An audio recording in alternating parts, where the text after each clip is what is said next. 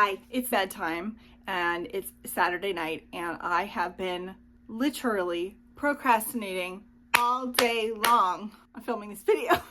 I apologize, but also pray for my brain. What did I do, you ask? Didn't read a single thing all day. Not 1, 0. But I did watch a season and a half of The Orville, which you're like, how's that related? Well, if you will recall, my Read Harder 2025 challenge, my square for something new or whatever was to watch The Orville. So that's what I'm doing. And I'm almost about to finish season 2. I was productive. Also, I downloaded this app that is ruining my life and my body. It's a color by numbers game and I can't stop playing it, which is bad in and of itself because I'm not getting things done. But also, it hurts me. Like the way I hold my phone hurts my wrists, especially this one. It hurts my arm. It hurts my neck. This is like, don't get OCD, guys. I mean, like, you have a choice, but just, I don't recommend it. Anyway, let's do a wrap up. This is my July 2025 reading wrap up. We're going to do things a little bit differently because I've got another full month of books. I've read 37 books this month. I started, but didn't finish more than that. This was, first of all, this was mood reading month. So I had no set TBR. I just did what I wanted. And that's probably why I read so much. But also B, I went on vacation to a reading retreat. So that was, you know, a thing. And then what was the third thing? There was a third thing. Oh, it was Summerween. So those 3 things happened this month. But all of it contributed to me reading 37 books. So we're going to do, like I said, wrap up a little bit differently. I do have the books in order of roughly how much I like them. I have them going from DNFs all the way up to 5 stars. But I am not going to be doing a full review for each book. I'm sorry. I'm just not. It's too many. There's too many books. What I'm going to be doing instead is listing out for you the author, the title, the genre, a very brief summary, like very brief, like an elevator pitch summary kind of a thing. Then I'm going to tell you my rating and why I rated it that way. And that is also going to be an elevator pitch. So this is going to be like boom, boom, boom, very structured. I'm going to improvise the whole thing. So I'm probably going to say really stupid things and have to cut a bunch of shit out. Let's go. First up, DNFs. You know, hopefully I put something here tomorrow morning. DNFs. First up, Bird Box, Josh Malerman. Horror. This is about a post-apocalyptic society. Main character's name is Mallory, and she lives in a house with a bunch of other survivors, and the whole premise is they can't go outside without a blindfold on, or they lose their minds and kill themselves and other people. There's like creatures or something. I think I would have liked this if another author had written it. This was my 3rd Josh Malerman, and it is the 3rd time I have disliked a Josh Malerman. And I just don't think his writing is for me. So therefore I DNF'd it and I did not rate it because not the author for me. If I would have finished it, it would have been like a 2-star book because that's how much I hated the atmosphere and the way it made me feel and just the characters and everything. The story idea is cool, but I can't get past it. Second DNF, The Hitchcock Hotel by Stephanie Roble. This is a mystery thriller. And it is about a man who invites his college friends to his boutique Hitchcock hotel, which is entirely Hitchcock themed. That's why the title. And that part was really cool, but it was just your standard, like it wasn't even clever. I didn't enjoy it. I was like so frustrated reading it. It was this cool premise and this cool setting, and then just doing the most mundane stuff with it. I just DNF'd. I couldn't take it anymore. I spoiled myself first, and then I said, I can't take this anymore. DNFing. Third DNF I feel bad about. This was an ARC. It's Volatile Memory by Seth Haddon. This is science fiction. It is also queer science fiction. And I had the audiobook. It's like 4 hours long. The reason I'm like not even sure what this is about exactly, besides like I think there's a bounty hunter and like she finds a mask, and the mask has like the remnants of a person's intelligence in it. I think. I don't know. I didn't get very far because I DNF'd it because it's in second person and it was just taking itself really seriously. And at the moment I was listening to it, I couldn't do that. I couldn't do second person POV that was taking itself seriously. I wanted something more charming and more storyteller-esque. I might come back to it later, I might not, but probably not. My last DNF I also feel bad about because it's also an arc, and also I think this one's on me, not the book, and that is The Lighthouse at the Edge of the World by J.R. Dawson. I had the audiobook. It's narrated by Mara Wilson. Is it Mara Wilson? And some other girl. I don't remember I don't remember the name of the other woman who does it. Oops. Anyway, dual narrators. It is a sapphic, speculative-ish, fantasy-ish book about a woman who, well, two women. One woman who works with her father, who's like a modern day, what's the guy who takes the people across the river Styx in boats? Anyway, they call him the ferryman, and he ferries ghosts from the city of Chicago to the afterlife. And the woman who's his daughter, he found her like washed up in the river in Victorian times, and he just took her for his own daughter. Anyway, and then the other main character is Charlie, and her sister has recently been murdered, and she follows a talking dog and somehow ends up on the boat of the dead, and they're like, how are you here? You're alive. Anyway, I gave up pretty quickly on this one because the characters were saying really dumb things and being really annoying. That's honestly why I gave it up. I was like, I could keep going with this and I'd probably end up giving it 3 stars, but I'm just gonna do myself a favor and the author a favor and not rate it, because the author doesn't need a 3-star meh review for me, and I don't need to waste my time reading a meh 3-star book. So I'm sad though, because I really wanted to like this. 2 stars, real quick. Death Row by Freida McFadden. This is a short story. It is a thriller. It is about a woman who is on death row. I gave it 2 stars because I hated it, and I don't understand why people like Freida McFadden. I mean, I guess there's just people who will do anything for a twist, and they don't even care if the twist is good, because this had no meaning. It was just an empty vehicle for a twist that devalued the entire story. The end. Moving on with my life. 3 stars. So we've got The Duke Heist. I am really sad about this because I was really liking it at first, and I have a signed copy and it's personalized to me because I met the author at Tucson Festival of Books. I've already deviated from my format.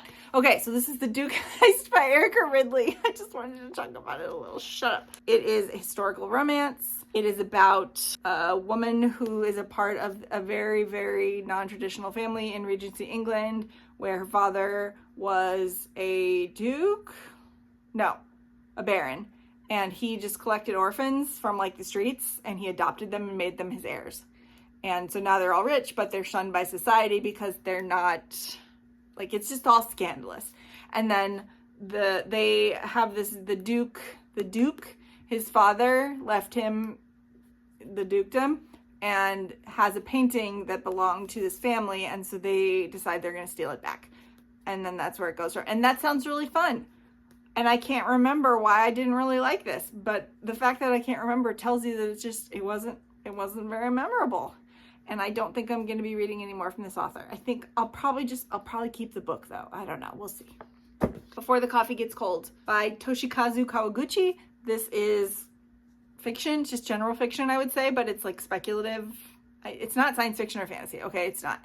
It is about a cafe in Tokyo. I think, was it Tokyo? Whatever, I don't care. Speed it up. Where if you go there and you sit at a particular table and you do a particular thing, you can travel back in time until the coffee gets cold, but you can only travel back in time to the cafe, so you have to have visited it early, whatever. It's a setup for a series of short stories that were just super not that interesting. I really didn't care about anything that was happening, and I cannot remember any of the stories right now. I just feel like it was a really cool concept that was aimed at the lowest common denominator, and it hit, and I just need more than that. So 3 stars. The Monster of Ellenhaven by Jennifer Geisbright. I think I'm just doing this from memory. I don't remember. This was a 3-star because it was clearly very well written and very imaginative. It just wasn't for me. It was a dark story about 2 men doing bad things, and they have a bad ending, and it's just not my thing. I can totally see why other people would like this. I just didn't like it. And it's horror, historical fiction, fantasy-ish. 3 stars.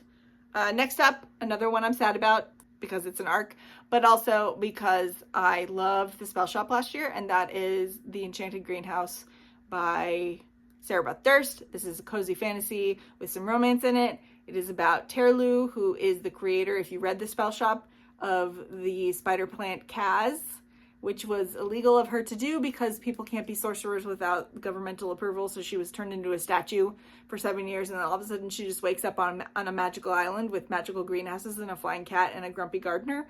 And the story goes from there, and I just was so uninterested in this the whole time.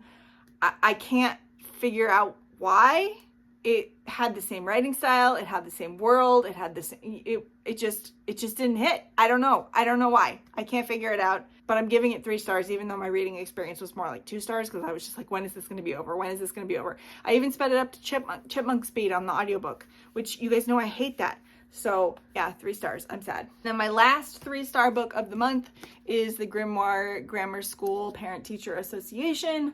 This is a cozy fantasy satire about a family whose 5-year-old daughter is bitten by a werewolf and becomes a werewolf. And then they realize there's this whole world that they are not aware of, and there's a parent-teacher association. And this just wasn't the tone that I wanted it to be. It didn't talk about the things that I like about these types of stories. It focused on exactly the stuff that I don't like about these types of stories, like involving parents in schools and stuff. And it just didn't hit for me. So yeah, 3 stars. 3.5 stars. First up is The Running Man by Stephen King. This is a thriller, dystopia thriller, about a man named Ben Richards who is trying to win a bunch of money for his very sick daughter. And he goes on the most popular game show in this future dystopia that was kind of terrifying in how prescient it was. And it involves him running for as long as he can across the country, across the world, and people chasing him and watching. It's all televised, and the population can catch him and turn him in. Anyway, it was very bleak. Parts of it were really dated, and the ending was really depressing, so that's why it's only getting 3.5 stars. I hope the ending is changed for the movie. Next up is Dinosaurs at the Dinner Party, which I did round up because while I was listening to it, I had a really good time. This is a nonfiction book about the way that the discovery of dinosaurs and dinosaur fossils changed and totally upended Victorian culture. I cannot for the life of you tell you anything that I learned while reading this book. It might have been me. I just not have been paying attention. I was using it maybe while I was like doing other things that I was paying more attention to than it. But I do know that I was interested while listening to it. I just didn't retain anything. So 3.5 stars. Oh, I had Running Man right here. Well, the Bachman books. Next up is Hollow Kingdom by Kira Jane Buxton. This is a fantasy horror about a crow named ST, which stands for shit turd. All of the people have turned to zombies. He calls them mofos, and he sets off on this quest to basically rescue all of the mofos, domesticated animals, and be the bridge between their legacy of the domesticated animal and wild animals, and to help them because they're helpless and they can't survive on their own. I like this for the most part, but the humor and the writing style didn't always click for me, so 3.5 stars. And I'm not sure how I feel about the ending. Okay, now on to 4 stars. So first up, I read the last 2 novellas in John Scalzi's, what's it called? The Dispatcher series. It's science fiction. It's about a guy who is a dispatcher in an alternate version of the Earth where most people who die, like 99% of the people who die at any given time, they just wake up in their beds at home and they, don't die. So this whole industry of people called dispatchers now exist to essentially dispatch people before they die to reset like certain, but they only get revived if they're killed. If they die a natural death, they do not get revived. I forgot that part. So these dispatchers essentially murder people legally so that, if a surgery goes wrong, then they can kill them and reset them to the way they were the day before or whatever. Anyway, this is a really cool field for like a murder mystery. And that's what these novellas are. And I had a great time listening to them, and I hope he writes more. 4 stars. Now these are in no particular order. I just listed out all my 4 stars. Let me do the digital ones first. Okay, Ruby in the Smoke by Philip Pullman. This is a young adult historical mystery, but honestly, aside from the fact that the main character Sally is a young woman. It really reads like an adult historical mystery. I had a really good time with it. I will be continuing the series. That's all I got. That's all I got. Just good times. But I need to watch, there's a movie. There's a TV movie, and it's got Matt Smith, Haley Atwell, and Billy Piper. I mean, come on. Okay, next up is Mistress of the Art of Death by, I do not remember the name of the author. This is a historical fiction mystery. Essentially, if I had to pitch it, I would say this is medieval Bones, like the TV show Bones, which I was obsessed with back in the day. The main character is a lady doctor trained in Sicily, and everywhere else this is like heresy for a woman to be a doctor. So when there are these really brutal child murders happening in England, King Henry II, I think, sends for an investigator from Sicily at this place to help him determine that Jewish people are not doing these murders and ruining his profits. I mean, it's a whole thing. But that to find out who actually did these murders, and she's like basically a death investigator. And I pretty much enjoyed this. It was a little bit too long, but the atmosphere was really good. The mystery was good. The forensic detail was good. You have to be in for a little bit of anachronism because it's not completely historically accurate. But the main thing that I didn't really love about this was there was a romantical element, and I thought it was kind of shoehorned in. Like, it felt a little bit like medieval insta-love, but not really. Not like you're imagining. It's hard to explain. Anyway, 4 stars. Okay, next up is Remarkably Bright Creatures by Shelby Van Pelt. This is general fiction. It is about an octopus, a young man, and older woman. She's not elderly. She's not elderly. She's a freaking janitor at an aquarium. Anyway, that all their lives start to intersect.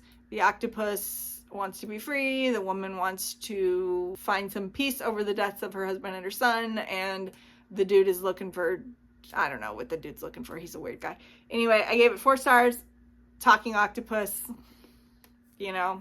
Okay, and then next up is a delightful arc that I just finished earlier this week, and that is the story of ABBA, Melancholy Undercover. I don't know if you guys know about this movie, but I have pretty campy music taste, and I freaking love ABBA, so when I saw this pop up on NetGalley, I was like, click, yes please. And you know what? It was actually really good. The writer is a music historian, culture writer in Sweden named Jan Gradvall, and he knows his shit.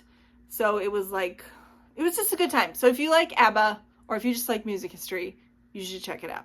Okay, and my last digital one is Of Monsters and Mainframes by Barbara Truelove. This was also an arc, and it is a science fiction, mystery, thriller, paranormal, fantasy in space. The main characters are AIs, and one of them is like the ship Demeter. The book kicks off with Dracula murdering her entire crew. Yes, Dracula. The Dracula. Vlad Tepes. So it's a weird book. It's a debut, so it wasn't perfect. The pacing was all over the place. The plot was a little bit of a mess. The vibes were immaculate. I really liked the characters. The delightful genre mishmash. 4 stars. Now my physical copies. First up is The Invocations. This is a young adult horror book by Crystal Sutherland about 3 young women who are involved in searching for the serial killer of women connected to witchcraft. And it was spooky and gross and kind of scary, actually, for YA horror. And it was just really good. I really liked it. But it wasn't as good as House of Hollow by Crystal Sutherland. So if you're wondering that, it's not. But it's still really good. Then I've got The Starving Saints by Caitlin Starling. This is medieval fever dream horror about a castle under siege and how they're about like 20 seconds away from dying when 4 people who look like they're gods, who are saints, because this takes place in an alternate fantasy world, show up and like magically rescue them, but things get really, really weird. This involves nuns, this involves cannibalism, this involves orgies, this involves, it just, you know what, if you want some just weird stuff, this is good. Then I've got Bat Eater by Kylie Lee Baker. This is a horror book about Cora Zhang. whose sister was murdered in the pandemic early on, pushed in front of a subway train by a man who yelled "bat eater," so it was a racist hate crime. And she has ended up as a crime scene cleaner, and she keeps getting called to brutal murder scenes of Chinese women and other Asian women, but mostly Chinese women. She and her coworkers get involved and sort of decide to try to stop this killer, but things get real weird and gross. So, but it was really good. Okay, next up is You Are Fatally Invited by Andy or Ande, I still don't know how to say it, Pliego. This is a locked room, sort of, it's a locked island mystery whodunit with a little bit of thriller elements where a bunch of writers are invited to an island by a mysterious author who no one has ever met, and they start dying one by one. It is an obvious homage to And Then There Were None, but it has a very different plot. And I was very skeptical of it at first. It didn't feel like it was going to be a win for me.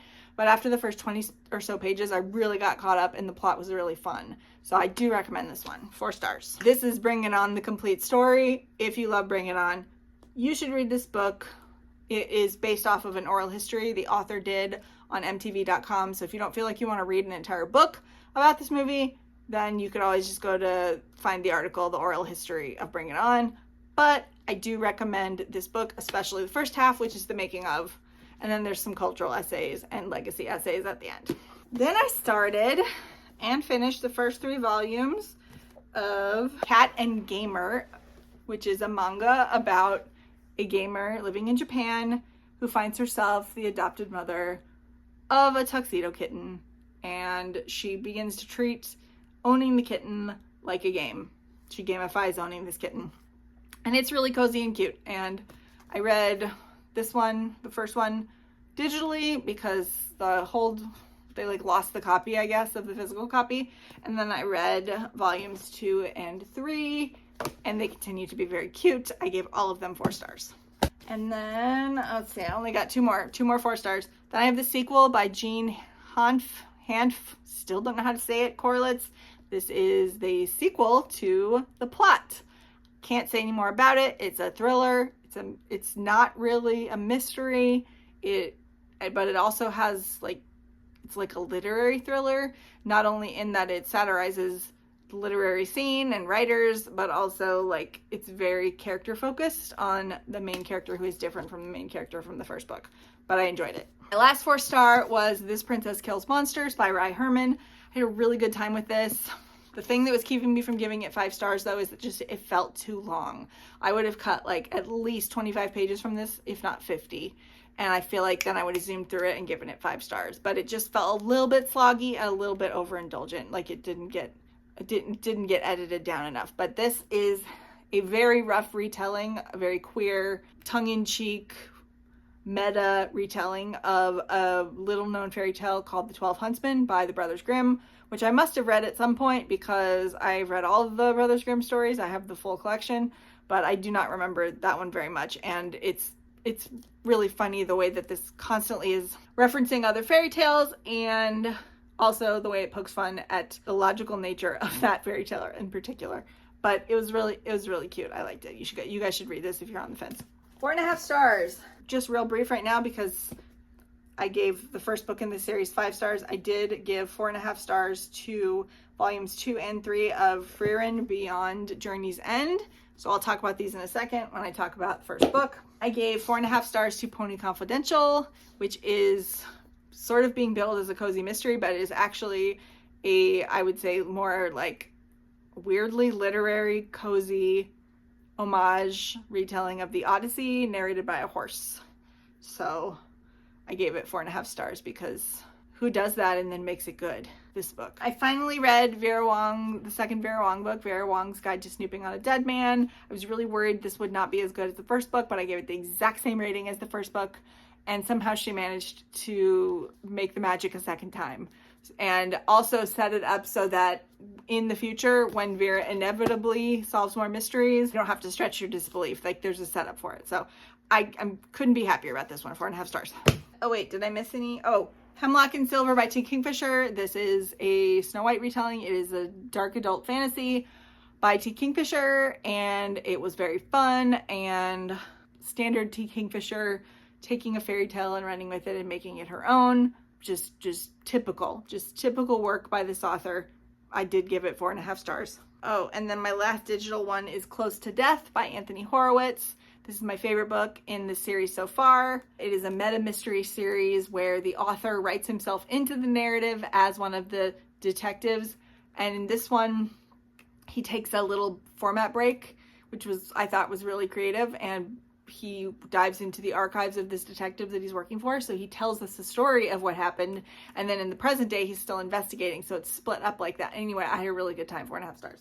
And then my last 4.5 star book is Human Rights by Juno Dawson.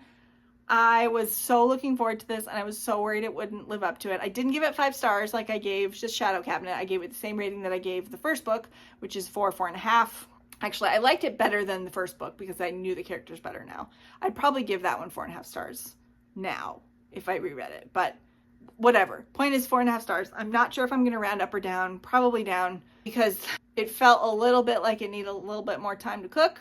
But this is a contemporary fantasy about a coven of witches that is taking on the evils of the world and fighting for women's rights and queer rights and people of color and just basically anyone who isn't a bigot. This is the book for you. And I cried a little, but I was happy with the ending. 4.5 stars for Human Rights. And now we come to my 5-star books. So let us talk, since I already introduced it, about Frieren Beyond Journey's End. This is volume 1. I gave this 5 stars. Like I said, I gave volumes 2 and 3 4.5 stars. All in all, this is probably the best manga I've ever read. So now, granted, I'm not a huge manga reader. I'm also breaking format because I want to talk about this. Sorry. I'm not a huge manga reader, so, take my word with a grain of salt. But even Spy Family, which up until now has been my favorite, wasn't as well done in terms of story. This is like a good story. So what it's about, Frieren is a elf. She's right here. This is her adventuring party. There's a healer, a priest, it's all very Dungeons and Dragons classic fantasy kind of thing. And this takes place after they have defeated the bad guy. Like, that's when we pick up the story. And because she is an immortal, essentially, elves have very, very long lives to the point where they're essentially immortal in comparison with humans and dwarves and all these other beings that she's interacting with.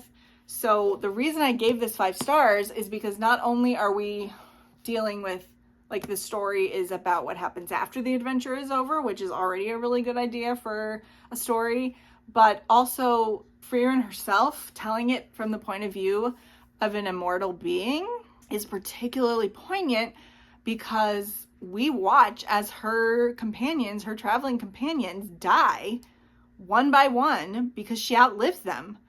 And it's like the blink of an eye to her. And it's just so very like melancholy and sad. Obviously, this book is about Frieren getting her groove back, rectifying her mistakes from the past because she has lots of regrets over what happened with these companions that are pictured on this front cover right here. Now she sort of gets a do-over. I gave this one 5 stars because it was so different from any fantasy story I've ever read. These two were more like fantasy, getting the gang together, going on a quest thing, and didn't deal with the aftermath as much as this one did. So, but yeah, 5 stars. And I've got volumes 4, 5, and 6 out from the library. 4 took forever to come in, or 4, 5, and 6 would have been in this wrap up too, because I literally just picked that up yesterday. That is why I haven't read it yet, because I have not had time. And as I mentioned earlier, all I did today was watch the Orville. So yeah, 5 stars, really worth picking up. I'm definitely watching the anime. And then my last 2 books are both 5 stars. First one, I'll do this one first because I've read it before and I don't have much to say, is I started my reread of Dungeon Crawler Carl, and it was great. I gave this 3.5 stars the first time I read it because I really wasn't sure of like what his thing was and if I could trust him as an author and what was the overall point. But now I get it and I love the characters, so I gave this 5 stars. And I did annotate it. I did have a lot of fun doing that. And this is like a lot smarter than I gave it credit for the first time I read it, basically. So 5 stars. The last book I read is A Gentleman's Gentleman by T.J. Alexander. This is a historical romance, a Regency historical romance about queer people. The main character is a trans man who has happened to inherit a dukedom via some circumstances. The thing I loved the most about this, the reason I get 5 stars, is how fun it was. But also, it has been all year since I have found a romance that I could like just fully sink myself into and have a lovely giddy time with, because all of the romances are so horny, and like they let that go. Like, fine, be horny, but you also have to give me the emotional shit, you know what I mean? And this book earns the horniness at the end of it because it is a slow burn. Where the other books that I've read this year, the romances, even the ones that I've liked, I've sort of just tolerated the sexy times because they didn't earn it in my mind. And they were also using a lot of the times the sex in place of character development, in place of conversation, in place of them actually spending time with each other and getting to know each other and having actual chemistry. And this had all of that, plus a fun plot involving eloping and tricking nobles and chases across London in a carriage, and just, it was a great time. So 5 stars. And that is that. I have managed to talk about 37 books in 35 minutes. Yes! Sorry, this is what I was aiming for when I would do my lightning wrap-ups, you know, last year or whenever I stopped doing those. It was too annoying dealing with the beeper. I would need to get a beeper or something, or a timer that's like separate from my computer, and also it was really stressful, but I somehow managed to do better anyway, just doing this. Maybe this is, if you guys like it, this is how I'll do book heavy months from now on. Thanks so much for watching. If you like the video, please don't forget to give me a like and subscribe if you want to. If you want to see more content from me, down in the doobly-doo below, you'll find links to my social media, which is mostly Bluesky and Goodreads. I'm on Goodreads 24/7 basically, and I have yet to really take up Bluesky again because social medias, even the good ones, are just like, I just want to hide in a hole. Also, you'll find the links to a free trial, you know, but like free trials for things, my wish list, a bunch of, just there's a bunch of crap down there. You guys can go look at it. Hey, and you know, please tell me how your reading months went. What was your favorite book? Did you have stinkers? Did you DNF 4 books like I did? I don't know, but you know, let me know. And if you don't have anything to say about any of the books that I talked about here, then please leave me a cup of tea for Vera Wong. And I will see you guys in the next one. Okay, love you, bye.